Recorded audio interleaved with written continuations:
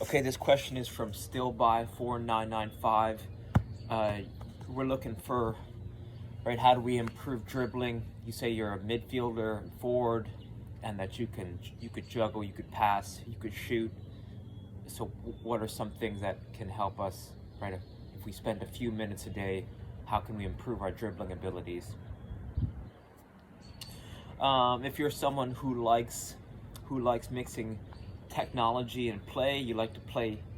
If you're maybe a gamer, or you want to use your iPhone to help you develop training, there's that dribble up ball, and I think what they've done, they've attempted to gamify ball skills mastery.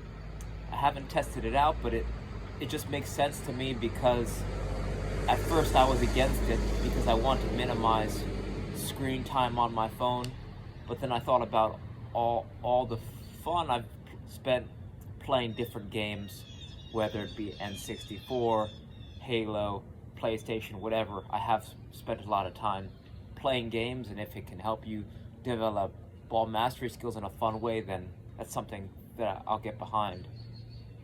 So that's a simple way that you can, through a fun game, you can learn to master some ball skills. And anytime you're mastering ball skills, what's really going on, why ball mastery is important, it's because when you step on the field, it will allow you to not think about dribbling, right? So it's not that you want to become a better dribbler.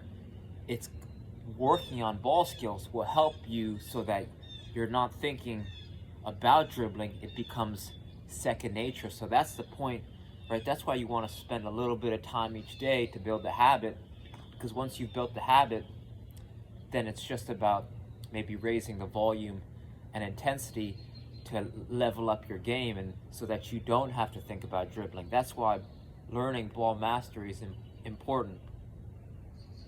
Another resource you could check out is Fanta Sista Mickey, FANTA SISTA MICKEY on Instagram.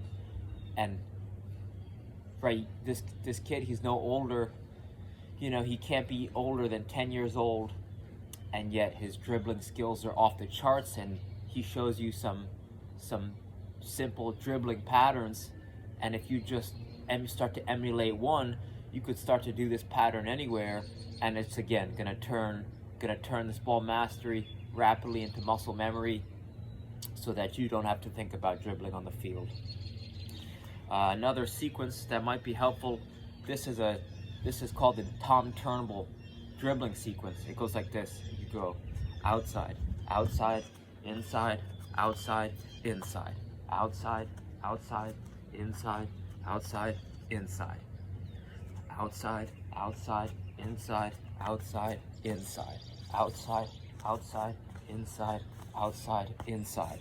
You want to do this over and over and over and over, so that it becomes muscle memory. The reason why this is so effective is because it's easy to say, which means it's easy to memorize and easy to execute. Since you're going to be saying it out loud and doing it while you're saying it out loud, it's going to help you rapidly internalize it. You want to go slow in the beginning. A lot of players, they'll try and go way too fast trying to learn the sequence, because they think that the faster they go, the faster that they're going to be able to translate it into games.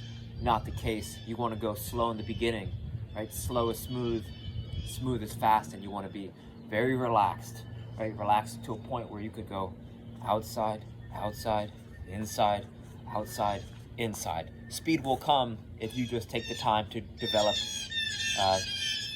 a relaxed smoothness, right? You want to be smooth in the beginning.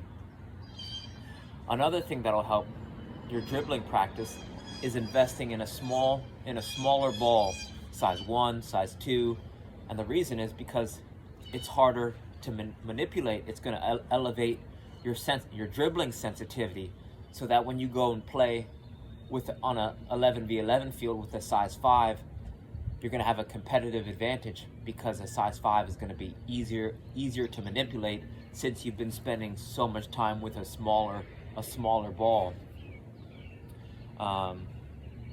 lastly, you know, I recommend anyone who wants to elevate their technical skills do what's called take a soccer vacation.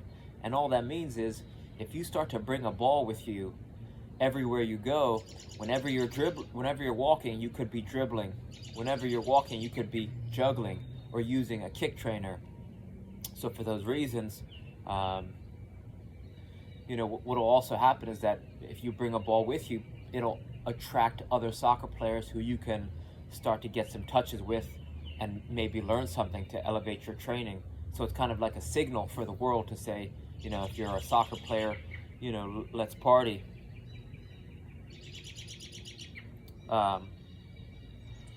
Right? And, something else that'll help elevate your dribbling abilities is juggling, because the rhythmic timing aspect of it and how much you want to weight your pass, each dribble you take is very similar to a juggle. So for those reasons, right, like not all the best jugglers are the best players, but all the best players are the best jugglers. So people don't realize how much juggling will not only elevate dribbling but also passing and shooting. So try some of those strategies. Whichever one resonated with you first, take immediate action, test it, see if there's any truth to it, and then maybe you might consider testing some of the others. So reach out with any questions. Thanks for your time. All right.